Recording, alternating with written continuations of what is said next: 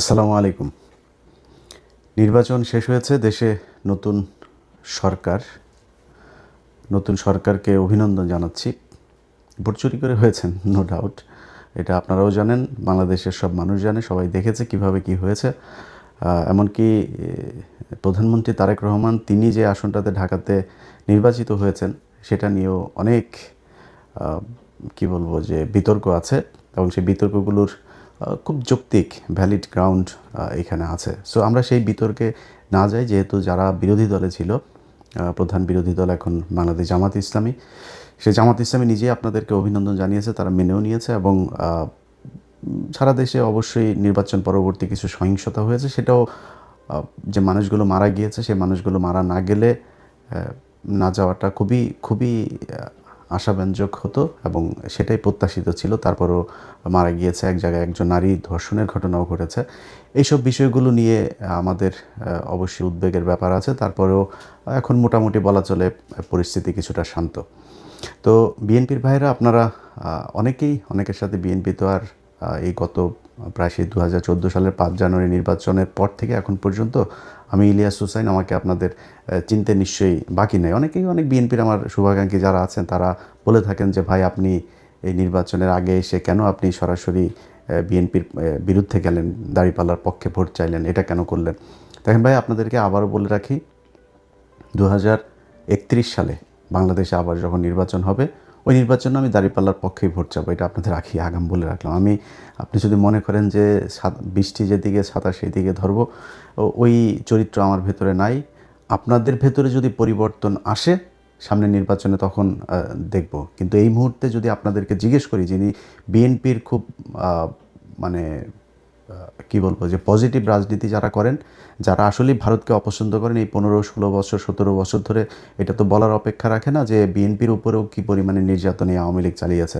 তো আপনাদের চোখের সামনেই ঘটেছে। আপনার দলের যিনি প্রধান আছেন, তিনি এই প্রায় 20 বছর যুক্তরাজ্যে কাটাতে হয়েছে, তিনি দেশে যেতে পারেন নাই, তাকে মারা হয়েছে, তাকে হত্যার উদ্দেশ্যেই তাকে নির্যাতন করা হয়েছে। এগুলো এই বাংলাদেশেই ঘটেছে। এবং বেগম খালেদা জিয়া, তিনি যদি নাকি বেঁচে থাকতেন, তাহলে এই নির্বাচনের এই পরের অবস্থাটা আরও অনেকগুলো সংকটের অনেক সহজ সমাধান হয়ে যেত। তো তিনিও যে মৃত্যুবরণটা করলেন, আমার বিশ্বাস যে তাকে তিলে তিলে মৃত্যুর মুখে ঠেলে দেওয়া হয়েছে। অনেকেই মনে করবেন যে না, উনি এখন মারা গিয়েছে, এই জন্য হয়তো অভিযোগ করেন, কিন্তু ওনাকে স্লো পয়জনিং করা হয়েছে। যদি সেটা করা নাও হয়ে থাকে, উনি যতদিন ধরে দেশের বাইরে চিকিৎসার জন্য যেতে চাচ্ছিলেন, তাকে চিকিৎসার জন্য যেতে দেওয়া হয় নাই, অহেতুক তাকে জেলখানায় আটকে রাখা হয়েছে, তাকে মৃত্যুর মুখে ঠেলে দেওয়া হয়েছে। এটা অস্বীকার করার কোনো কারণ নেই। তো এই যে নির্যাতনগুলো চলেছে, আপনাদেরকে একদম মুখ পুছে ফেলার, মানে বিএনপির কিছু লোকজনের অবস্থা দেখলে মনে হয় যেন আমরা তাদের বিশাল আকারের শত্রু। ভাই, নির্বাচনে আপনি যদি চান কোনো প্রতিদ্বন্দ্বী আপনার থাকবে না, সবাই আপনার পক্ষে কথা বলবে, তাহলে তো হাসিনা যেরকম নির্বাচন করেছে সেই নির্বাচন হবে। আপনাকে প্রতিদ্বন্দ্বী নিতে হবে, এবং প্রতিদ্বন্দ্বীদের চাইতে ভালো আপনাকে করে নির্বাচনে জয়ী হতে হবে। এটা এবার যেমন ছিল, সামনে যখন নির্বাচন হবে সেই নির্বাচনেও আপনাকে মাথায় এটা রাখতে হবে। এবং সেই প্রিপারেশন যদি আপনার না থাকে, এবার জামাত ইসলামের সাংগঠনিকভাবে তারা আপনাদের সাথে হয়তো খুব নমনীয়ভাবে, দেশের একটা ক্রান্তিকাল চলছিল, এই মুহূর্তে দেশের ভেতরে যদি বিশৃঙ্খলা, আমি আল্লাহর কসম করে আপনাদেরকে একটা কথা বলছি, আমি নির্বাচনের পরে জামায়াতের আমিরের সাথে কথা বলেছি। সেই কথার ভেতরে একদম উনি যা বলেছেন, আল্লাহর কসম করে বলছি, আগেই বলছি, উনি যা বলেছেন সেই কথাটাই আপনাদেরকে বলি। ওনার মুখ দিয়ে বললে হয়তো আপনাদের বিশ্বাস নাও হতে পারতো। আমি ওনাকে জিজ্ঞেস করেছিলাম যে আপনারা নির্বাচনের দিন যখন সন্ধ্যার পরে বিভিন্ন কেন্দ্রে ভোট গণনা শুরু হওয়ার পরে আমরা প্রথম দিকে দেখলাম যে সবগুলো আসনে, সবগুলো কেন্দ্রের ভোট যখন ফলাফল প্রকাশ হচ্ছে, তখন দেখা যাচ্ছে যে দাঁড়িপাল্লার ভোট বেশি। হঠাৎ করে বিভিন্ন জায়গায় ভোট গণনা বন্ধ হয়ে গেল। প্রথমে নির্বাচন কমিশনের যে ওয়েবসাইট, সেখানে দেখাচ্ছিল একদম প্রথম পরপর 5টা দাঁড়িপাল্লার, একটা ছিল ধানের শীষের। তো সম্ভবত টাঙ্গাইল 5 বা কোন একটা আসনের ফলাফল দেখাচ্ছিল যে ধানের শীষের, আর সবগুলো দাঁড়িপাল্লার। এখন এই সময় এসে নির্বাচনের ফলাফল ঘোষণা করা বন্ধ হয়ে গেল। তো বন্ধ হওয়ার পরে যখন কিনা আপনি করলেন, একসাথে কয়েকটা কেন্দ্রের কয়েক ঘন্টা পরে আপনি দিলেন, 2-3 ঘন্টা থেমে থেকে তারপরে হঠাৎ করে একসাথে, যেমন তারেক রহমানের যে আসনটা, খালেদুজ্জামান ভাই যেখানে দাঁড়িয়েছিল, খালেদুজ্জামান যখন কিনা সম্ভবত 17টা না কয়টা আসনের ফলাফল তারা একসাথে রিটার্নিং অফিসার আপনার সাইন করে দিয়ে দিয়েছেন, যে এটার আলাদা কোনো খবর নাই যে কোন কেন্দ্রে কতটুকু, যেটা আমি নির্বাচনের আরও 1 সপ্তাহ আগে থেকে বারবার বলছিলাম যে কারচুপি যেটা হতে পারে, এই যে বলা হয় মানে আধ্যাত্মিক কথাবার্তা বলা হয়, ভারত আমাদের এখানে জোর করে বসায় দেওয়া যায়, ভারত যা চায় তাই হয়, আমেরিকা যা চায় তাই হয়, এটা আমি মানি না, এটা আমি মানতে চাইও না, ভবিষ্যতেও মানব না যে তারা এসে তারপরে ওই কালো জাদু করে তারপরে কাউকে ভোট বেশি পাওয়া দেয়। এটা আমাদের দেশের যে ইঞ্জিনিয়ারিং যে মেকানিজম সেটার মাধ্যমেই এটা করা হয়।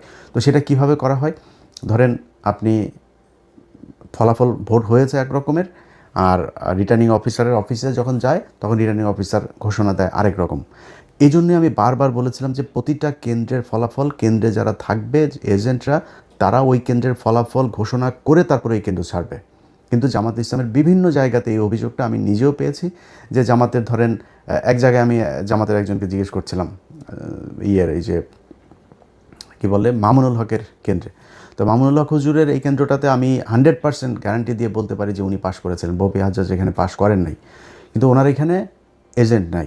পরে আমি জিজ্ঞেস করলাম যে এই কেন্দ্রটাতে এজেন্ট ছিল না, পরে উনি খোঁজ নিয়ে আমার জানালেন যে ওইখানে একজন নারী এজেন্ট ছিল, তিনার ছোট বাচ্চা ছিল, তিনি চলে গিয়েছেন, আরেক জায়গায় একজন গিয়েছিলেন নামাজে, ওই ফাঁকে যা করা করে ফেলেছে। সো আপনাকে এই প্রিপারেশন রাখতে হবে যে এমন একজনকে দিতে হবে যে 24 ঘন্টা থাকতে পারে, যতক্ষণ দরকার হয় এই ফল বের না হওয়া পর্যন্ত তাকে থাকতে হবে।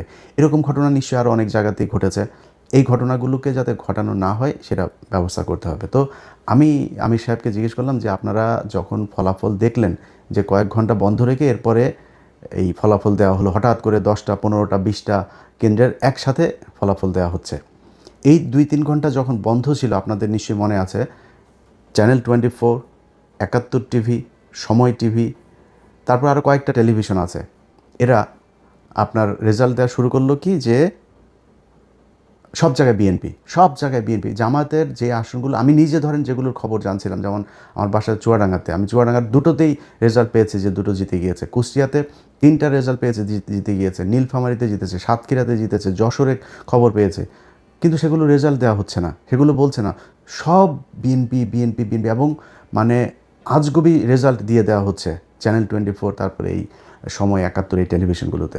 তা আমি সাহেবকে বললাম যে আপনারা এই সময়টাতে আপনারা কোনো প্রতিবাদ করলেন না কেন? যখন দেখলেন যে আপনাদের রেজাল্ট আর দেওয়া হচ্ছে না, ওই জায়গায় তো আপনাদের উচিত ছিল। ঢাকা 8, মির্জা আব্বাস কখনোই পাশ করে নাই। মির্জা আব্বাসের এখানে কী হয়েছে সেটা বাংলাদেশের সব মানুষ দেখেছে, যে বিএনপি করে সেও জানে কীভাবে পাশ করানো হয়েছে তাকে।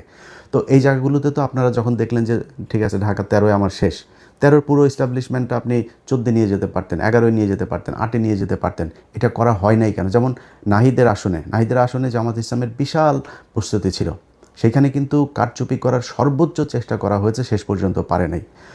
তো এখন এইখানে এগুলোতে করা হলো না কেন? মির্জা আব্বাসের আসনটাতে সেখানে যেখানে কোনো সিল মারা নাই, এক জায়গায় কালো দাগ আছে, তারা নিজের দাগ দিয়েছে, দাগ দিয়ে তার বলেছে যে এটা পেয়েছে। নির্বাচন কমিশন সিদ্ধান্ত দিল যে যেখানে কালো দাগ পেপারের যে কোনো এক জায়গায় যদি নাকি দাগ থাকে, সেটাই ধানের শীষ হিসাবে গণ্য করা হবে। কেন? ধানের শীষ ছাড়া কি আর কোনো মার্কা নাই ওইখানে? এটা করা হয়েছে। তো এই আমি যতটুকু আমি আপনাদের কাছে সব কিছু বলছি না, কিন্তু আমি যতটুকু ভেতরের মানুষজনের সাথে কথা বলে বুঝেছি যে এই নির্বাচনটার আসলে এরকম একটা ফলাফল জামাতকেও আগে থেকেই বলে রাখা হয়েছিল যে আপনাদেরকে মেনে নিতে হবে। পরিস্থিতি যদি আপনাদের ইয়েতে যায় এবং সেই ক্ষেত্রে যদি কোনো দেশে খারাপ একটা দিকে যায়, তখন কিন্তু আপনারা সামলাতে পারবেন না, আমসালা সব সমানে যাবে। জামাত ইসলাম মেনে নিয়েছে, ঠিক আছে, আমরা তো মানে ভাই জামাত ইসলামের হারানোর কিছু নাই। জামাত ইসলাম আজকে বাংলাদেশে প্রধান বিরোধী দল, 32% ভোট পেয়েছে তারা, না 37% ভোট পেয়েছে তারা, বিএনপি পেয়েছে 52%, খুব বেশি পার্থক্য নাই তো এত কিছু করার পরেও। এই যে আমরা গত প্রায় 1.5 বছর, বিশেষ করে সব শেষ 6টা মাস ধরে আমরা বট বাহিনীর কথা শুনেছি।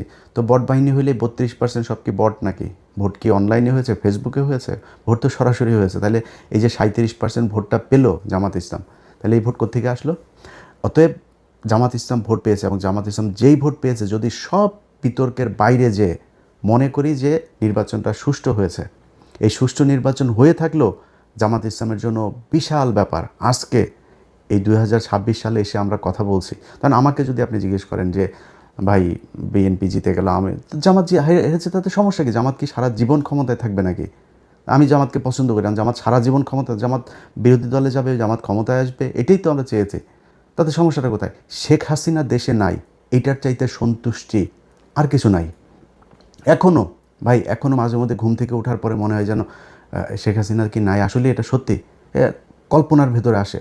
তো আমার কথা হলো যে আপনারা যখন কিনা একসাথে রাজনীতি করেছেন, একসাথে জেল খেটেছেন, একসাথে গুম হয়েছেন, এখনও পর্যন্ত বিএনপির লোকজন আপনার খুঁজে পাওয়া যায় না। এরকম অনেক মানুষ আছে না? ইলিয়াস আলী কোথায় আমরা জানি না, চৌধুরী আলম কোথায় জানি না, এরকম অনেক মানুষ আছে যাদেরকে খুঁজে পাওয়া যায় না। এই যে যিনি এমপি নির্বাচন করেছেন তুলি, তিনার ভাই জানি না এখনও সে কোথায় আছে। এই যে গুমগুলো হয়েছে, খুনগুলো হয়েছে, খিলগাঁয়ের জনি, তার বুকের মধ্যে 10টা না 12টা গুলি করা হয়েছে, মৃত্যুর পরেও তার বুকে গুলি করা হয়েছে। এগুলো কি ভাই অনেক দিন আগের কথা নাকি? মাত্র এই 2-3 বছর আগের মধ্যে এর মধ্যেই সব কিছু ঘটেছে। আজকে আপনারা কোথায় থাকতেন?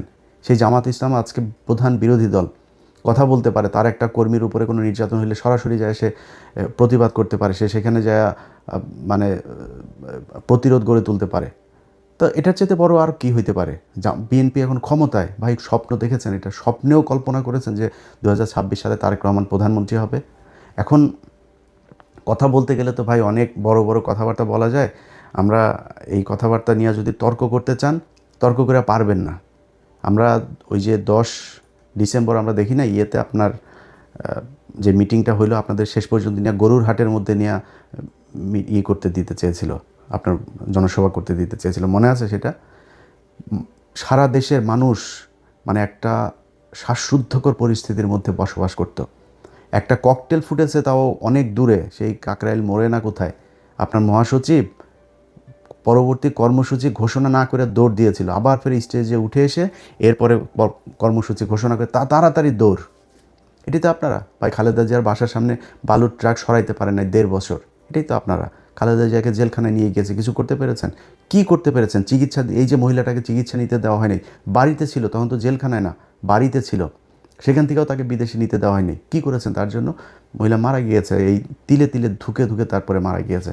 সো এত বড় কথাবার্তা বলে লাভ নাই। এই দেশে আপনি রাজনীতি করবেন, বিরোধী দলে যাবেন, আবার ক্ষমতায় আসবেন, সরকারি দলে থাকবেন, বিরোধী দল আপনারা অনেকভাবে জ্বালাবে, সব ঠিক আছে, এটা পার্ট অফ পলিটিক্স। কিন্তু আওয়ামী লীগ যদি ক্ষমতায় আসে, আওয়ামী লীগ যখন আপনার বিরোধী দল বা আপনি বিরোধী দল আর আওয়ামী লীগ সরকারি দলে থাকে, ওই সময় পরিস্থিতি কি হয় সেটা আপনারা এই গত 15 বছরে দেখেছেন। অতএব এইটুকু দিয়েই চিন্তা করেন।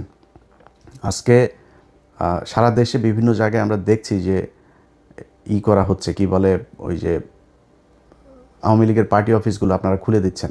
এই যে পার্টি অফিসগুলো খুলে দিচ্ছেন না, এটা যদি মনে করেন এই আমাদের এই বুকের ভেতরে না এটাতে ব্যথা হয়।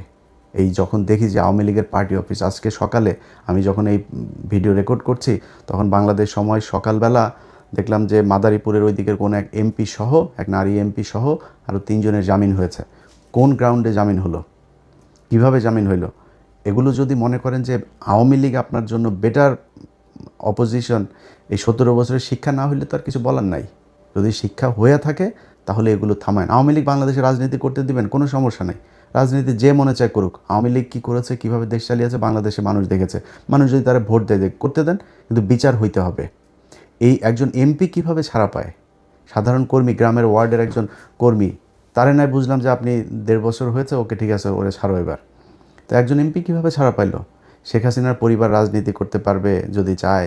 এগুলো আপনারা যখন বলেন তখন খুব কষ্ট হয়। যেই কারণেই নির্বাচনের আগে এসে আমাদের এই পক্ষ সরাসরি নেওয়ার কোনো সুযোগ ছিল না। আজকে যারা এই প্রশ্ন করেন যে ভাই কেন দাঁড়িপাল্লার পক্ষে গেলেন, তারা গতকাল যখন কিনা শপথ নিল ওই সময় কিছুটা টের পেয়েছেন যে কেন আমরা জামাত ইসলামের পক্ষে গিয়েছিলাম। তারা প্রথম দিনেই এই শহীদের এতগুলো রক্তের সাথে তারা বেইমানি করেছে।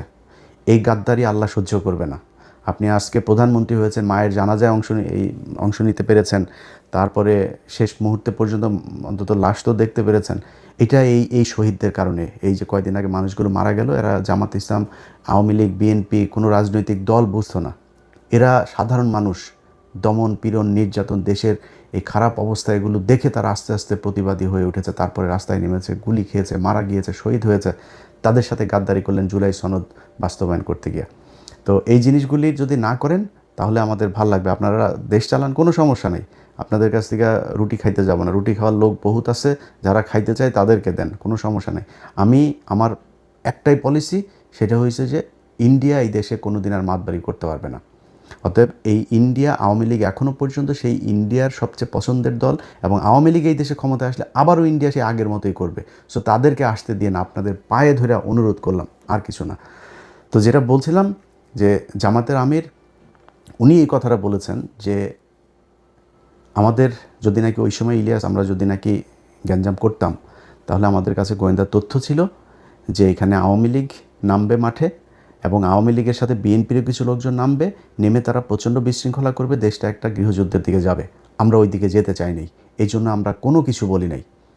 তো এই যে জামাতের আমিরের মতো একজন মানুষ এতটুকু মানে স্যাক্রিফাইস করেছে, ধরেন আমি জামাত ইসলাম পাশ করলে কি হইতো, হ্যাঁ হয়তো ধরেন মনে করেন যে আমার জন্য বাংলাদেশের রাস্তাটা অনেক ইজি হয়ে যাইতো, আমি ভাই বাংলাদেশে গিয়ে মন্ত্রীও হইতাম না, এমপিও হইতাম না।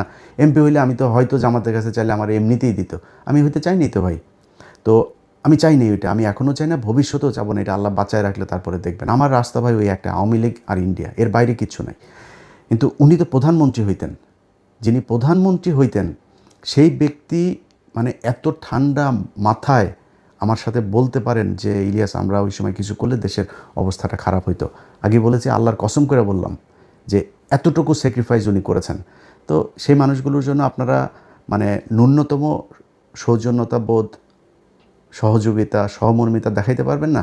এদেরকে আক্রমণ করে কথা বলতে হবে। চারিদিকে যে অবস্থা, সেই ৭১ রাজাকার টাজাকার এইসব বলে কথা বলা, যে বডি ল্যাঙ্গুয়েজে আপনার গত ২-৩ দিন সালাউদ্দিন, আমির খসরু আর হইল গিয়া এই মির্জা ফখরুল কথা বলেছে, ভাই এটা যদি এই চেহারা যদি তাদের আজ থেকে ৫ বছর আগে দেখতাম, প্রশ্নই আসে না আওয়ামী লীগের বিরুদ্ধে এত ফাইট করতাম, নিজের পরিবার সবাইকে এত বিপদে ফেলে দিয়ে, কখনই করতাম না।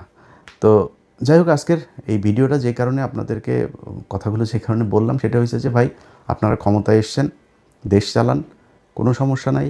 আপনাদের যে মন্ত্রিসভা গঠন করেছেন, এই মন্ত্রিসভা আমরা এদেরকে আগেই চিনি। ধরেন একজনের কথা বলি, এই যে ইকবাল হাসান মাহমুদ টুকু, তাই না? এই ইকবাল হাসান মাহমুদ এই এই বদমাইশ না, সেই যে বিদ্যুৎ চুরি করেছিল, যে বিদ্যুৎ খাতে যে লুটপাট করেছিল, এই বদমাইশই তো। সেই বদমাইশরা আবারও আপনারা সেই বিদ্যুতের খাতেই দিয়েছেন। আপনার এই চোর, আপনার সালাউদ্দিন, তারা স্বরাষ্ট্রমন্ত্রী বানিয়েছেন। এরকম আরও অনেক চোর আছে, যেই চোরেদেরকে আপনারা আবার বসে, কিছু ভালো মানুষও আছে। এই যে আলতাফ হোসেন চৌধুরী, এই লোকটা যদি আসতো ইতে অনেক ভালো লাগতো। ওই যে সাকা চৌধুরীর ছেলে হুমাম কাদের চৌধুরী, উনি যদি আসতো অনেক ভালো লাগতো। নতুন ইশরাক এসেছে, একটা ভালো পছন্দ। তারপর এরকম আরও অনেকেই ছিল যাদেরকে আপনারা আনতে পারতেন। এটা আমাদের আলোচনার বিষয় না যদিও, কিন্তু এখানে যে চোরগুলোকে এনেছেন, এই চোরগুলো দিয়ে এই যে মির্জা কী বলে ফখরুল ইসলাম আলমগীর, এই মির্জা ফখরুল ইসলাম আলমগীরের ভাই তো মনে করেন এখন লুটপাট করে মানে অস্থির বানায় দিবে। আপনার হাতে রিজার্ভ আছে কত ভাই? রিজার্ভ কত? ডক্টর ইউনূস তো তেনা তুনা পেঁচায়া, আকুর বিল বাকি, আদানির বিল বাকি, বিশ্বব্যাংকের বাকি, কিস্তি বাকি, IMF-এর কিস্তি বাকি, বিভিন্ন বাকিটা কী করে শেষের দিকে এসে আমরা $29 বিলিয়ন রেখে গেলাম। এই $29 বিলিয়ন ভাই, এই রোজার পরেই অবস্থাটা দেখেন না, অলরেডি ডলারের দাম ঊর্ধ্বমুখী। আজকে জ্যাকসন আইটি গিয়েছিলাম, দেখলাম যে আমি গত ৩-৪ দিন আগে জ্যাকসন আইটি গিয়ে দেখলাম কত যেন আজকে তার চাইতে $1 বেশি। তো ডলারের দাম বেড়ে যাচ্ছে। তারপরে জিনিসপত্রের দাম, এখন এই যে রমজান এসেছে, জিনিসপত্রের দাম বাড়ানো, নানান চ্যালেঞ্জ সরকারের হাতে। তো এই যে জায়গাগুলো, আপনারা এমনিতেই তো ভাই অস্থিরতার মধ্যে থাকবেন, তার উপরে এসে আবার এখন রাজনৈতিক যে বিরোধী দলটা আপনাকে সহযোগিতা করতে যাচ্ছে, সেই বিরোধী দলটাকে আপনি খোঁচায় আবার সেই ৭১-৭২ এসব ৭১-৭২-এর ট্যাবলেট বাংলাদেশের মানুষ আর খাবে না। আপনার ওই যে ৩২ নাম্বার ভেঙে দেওয়া হয়েছে না, এই ৩২ নাম্বার আবার ওইখানে ওইটার করেন, যেহেতু আওয়ামী লীগের অফিস টফিস খুলে দিচ্ছেন, তো ৩২ নাম্বার আবারও মেরামত করেন, আবারও ভাঙা হবে, এটা নিয়ে কোনো ডাউট নাই। এইভাবে আপনারা যদি নাকি আওয়ামী লীগকে রিহ্যাবিলিটেট করতে চান, করতে পারেন, করে যান, দেখেন কতটুকু আওয়ামী লীগ আর আপনারা সব এক হইয়া তারপরেও জামাতের সাথে ৫ বছর পরে লাগতে আইসেন, দেখেন তারপরে জামাতের ভোট কত আছে আর আপনাদের দুইটারে মিলায় ভোট কত আছে। তো যারে জুতা দিয়ে পেটাইলেও যার লজ্জা হয় না, তারে তো আর থাপড়ায় লাভ নাই, তাই না? তো জুতা দিয়ে পেটাইছে আওয়ামী লীগ, তারপরে আওয়ামী লীগই ভালো, আওয়ামী লীগের লোকজনে আপনাদের এত প্রীতি আওয়ামী লীগের সাথে, তো করেন, সমস্যা কোথায়? আপনারা চালাইতে থাকেন আওয়ামী লীগের নিয়ে, মানুষ এগুলি দেখছে। আপনি যদি মানুষের মাইন্ড রিড করতে না পারেন, তাহলে এই আওয়ামী লীগের যে অবস্থা হয়েছে, আপনাদের অবস্থা ঠিক ওইরকমই হবে। আপনারা আওয়ামী লীগ এবং এই ইন্ডিয়ার আজকে এই জুলাই আন্দোলনের একদম মূল এজেন্ডা ছিল হচ্ছে এই দুইটা, যে আওয়ামী লীগ ইন্ডিয়া এই দুইটার ব্যাপারে মানুষ এত পরিমাণে খেপেছিল, সেই দুইটারই আপনারা বিশাল প্রীতি দেখাইতে যাচ্ছেন। মন্ত্রী পরিষদটা আমি যদি নাকি নাম ধরে ধরে বলি, ওনার এরা তো সব প্রভাবশালী লোকজন, তো আর নতুন করে আর বিতর্ক বাড়াই না, বাট আমার কাছে মনে হয়েছে যে একদম 8-10 জন একদম ইন্ডিয়ার মানে পয়দা করা মন্ত্রী এখানে বানানো হয়েছে, একদম চিহ্নিত ইন্ডিয়ান রয়্যাল এজেন্ট, তাদেরকে এখানে মন্ত্রী পরিষদে বসানো হয়েছে। সো সেই মানুষগুলিকে নিয়ে আপনারা বাংলাদেশের মানুষের সাথে তামাশা করলেন, জুলাই সনদই করলেন না, করতে থাকেন, সমস্যা নেই। এই পৃথিবী শুধু 5 বছরের জন্য না। আজকে আপনারা যে এই চেয়ারে বসে আছেন, এই চেয়ারে আপনাদের যে বহু প্রতাপশালী শেখ মুজিব ছিল, বহু প্রতাপশালী শেখ হাসিনা ছিল, আজকে তাদের অবস্থা কোথায়? শেখ হাসিনার দিন কাটে এখন, আগে 2-1 বোতল খাইতো, এখন মনে হয় 8-10 বোতল ফেন্সিডিল খায় তার দিন কাটে। কোথায় সে আওয়ামী লীগ? আর আওয়ামী লীগের লোকজনের বললে তারপরে শেষ করি, ভাই তোদের যদি লজ্জা শরম কিছু থাকতো, তোরা আবার এখন ফেসবুকে করিস। ওই তারেক রহমানের মেয়ের একটা ভিডিও বের হয়েছে, সেই ভিডিও দিয়া তারপরে এক জায়গায় দেখলাম লিখেছে যে ওদের শেখ পরিবারের মেয়েরা নাকি বিশাল আকারের সম্মানিত, তারা নাকি জীবনে, তোদের শেখ পরিবারের একটার জামাই হইল গিয়া ইহুদি, একটার বউ খ্রিস্টান, একটার যায়া আকাম কুকাম করিস ইন্ডিয়াতে, তোদের তো বাংলাদেশে কিছুই নাই। তারেক রহমানের মেয়ে কোন গানে গিয়ে বন্ধু বান্ধবীর সাথে পড়াশোনা করে সেখানে গিয়ে সে ফান করেছে, সেটা তো বহুত ছোট জিনিস। তারেক রহমানের তো আর তার মেয়েরে তো আর ওই লন্ডনে তো আর ফেলে দিয়ে আসে না আরেকজনের সাথে, ওরা এটা নিয়ে করে। ওদের যদি লজ্জা শরম কোনো কিছু যদি থাকতো, ওদের যেভাবে জুতায়া বাংলাদেশের মানুষ পাঠিয়েছে, ওরা এতদিন অন্তত মানে পায়ে ধরে হাতে ধরে মাপ চাইতো যে ঠিক আছে আমরা যা ভুল করেছি আর ভুল করব না। ওরা আবার ঘাট তাড়ামো করে এখনও ভাব মারে, ওরা আবার নাকি না করে তারপরে পোক্ত হয়ে বাংলাদেশের রাজনীতি শুরু করবে। তোরাই তোদের জন্য তুই মনে করিস না যে এই বিএনপি তোদেরকে সাপোর্ট দিয়ে রাখবে আর বাংলাদেশের মানুষ সব মারা গিয়েছে? এত মারা যায়নি তো। এই জামাত শিবির আজকে যে অবস্থানে আছে না, এর চেয়ে আরও ভয়ঙ্কর, খুব ভার্নারেবল একটা পজিশনে থেকেও কিন্তু তারা এই দেশে ফাইট করেছে, পালায় যায়নি কেউ, রাজনীতি করেছে এই দেশে। এখন তো তাদের অবস্থা অনেক ভালো, চাইলেই উপরায় ফেলা যাবে না, একদম নিষিদ্ধ করে এগুলি করে যাবেন। আওয়ামী লীগই তাদেরকে একদম পরিপূর্ণ করে দিয়ে গিয়েছে। যাদেরকে এতদিন বলা হইতো যে রাজাকার ছিল, মুক্তিযুদ্ধের সময় জীবিত ছিল, সব ফাঁসি দিয়ে দিয়েছে। এখন কি বলবি? এখন এদেরকে রাজাকার বলবি, এদেরকে ফাঁসি দিবি, এদের বিচারের আওতায় আনবি, কিনে আনবি? চাঁদাবাজিও করে না, ধান্দাবাজি করে না, টেন্ডারবাজি করে না, মানুষের মেয়ে মানুষের দেখলে ইপটিজিং করে না, কিছু করে না, তো তাদেরকে তুই নিবি কেমনে? আবার এই হাসিনার মতো ওই যে ইন্ডিয়ারে নিয়ে তারপর ওইভাবে, ওইটা অত ইজি হবে না বিষয়টা। তো এটা করতে আসলে সেই পরিস্থিতি কি হয় সেটা বাংলাদেশের মানুষ দেখিয়েছে জুলাই মাসে। যদি এরকম পরিস্থিতি আবার আসে, এই দেশের মানুষ আবারও রক্ত দেবে। রক্ত দিলে আমার মনে হয় যেই ভুল করেছে, যেই চোর বাটপার আন্তর্জাতিক ন্যাশনাল সব চোর বাটপারদেরকে বসাইছিল, ওরকম চোর বাটপার ইনশাল্লাহ আর বসবে না। একদম শুরু থেকে মানুষ বুঝবে। আমরাও মানে ওই খোলা পানিকে আমরা ওই যে দই মনে করেছিলাম, চুন দেখে আমরা দই মনে করেছিলাম ওইটারে, মনে করে তারপরে সবার কত প্রশংসা। আমি নিজেই বলেছি এই ইউনুসকে 20 বছর চাই ভাই, প্রতিটা উপদেশটা চুরি করতে করতে দেশটার একদম ধ্বংস করে দিয়ে গিয়েছে। তো এই ধ্বংসস্তূপ থেকে তারেক রহমান টেনে উঠাবে, এটাই বিশ্বাস। মন্ত্রিপরিষদ নিশ্চয়ই উইদিন 6 মান্থ বা 1 বছরের মধ্যে এটার পরিপূর্ণ একটা হবে, নিশ্চয়ই তারেক রহমান সেই জায়গায় নিয়ে আসবে। আর ভাই আপনারা যারা মন্ত্রী টন্ত্রী এমপি টেমপি আছেন, চুরি করার সুযোগ পাবেন, কিন্তু দেশের একদম ওই দেউলিয়া বানায় তারপরে যদি চুরি করতে যান তাহলে কিন্তু সমস্যা হবে। যাই হোক, ভালো থাকেন। আপনাদের কাছে বিচার দিয়ে রাখলাম, যারা বাংলাদেশে বিএনপি করেন ভাই, আপনাদের কেন্দ্রীয় নেতারা সোল্ড হইতে পারে। আপনারা বিশাল বড় দল, আপনাদের এই দলে অনেক মানুষ আছে এবং এই দলের বেশিরভাগ মানুষই ভারত বিরোধী, আওয়ামী লীগ বিরোধী। আমি আজকে কিছুক্ষণ আগে ভিডিওটা করার ফরিদপুরে দেখলাম যে তারা অফিস খুলেছে, আবার ফের বিএনপির লোকজন গিয়ে সেই অফিসে তালা মেরে দিয়ে এসেছে। আপনাদেরকে স্যালুট। যারা তৃণমূলের নেতাকর্মী আছেন ভাই, এই মির্জা ফখরুলদের সমস্যা হয় না। মির্জা ফখরুলের মেয়ে অস্ট্রেলিয়া ছিল, তার ঘর জামাইটা অস্ট্রেলিয়ায় ছিল, টাকা পাঠায়, আওয়ামী লীগই টাকা পাঠাইতো, তারা ভালো থাকে। আপনাদের সালাউদ্দিনের শিলংয়ে নিয়ে ভিআইপি রিসোর্টে নিয়ে রাখে, এদের সমস্যা হয় না, সমস্যা আপনাদের হয়। সো আপনাদের চোখের সামনে যদি আওয়ামী লীগের অফিস খুলবে, তারা রাজনীতি করবে এই দেশে, এটা দেখতে যদি আপনাদের ভাল লাগে তাহলে কোনো সমস্যা নেই। আমরাও তো ভাই খারাপ নাই, আমরা তো দেশে জেল খাটি নাই, আমরা দেশে পুলিশের দৌড়ানি খাইনি, আপনারা খেয়েছেন। আপনাদের যদি সেটার পরে লজ্জা না হয় তাহলে আর কি করেন, যেমনি ভাল লাগে। ভালো থাকেন।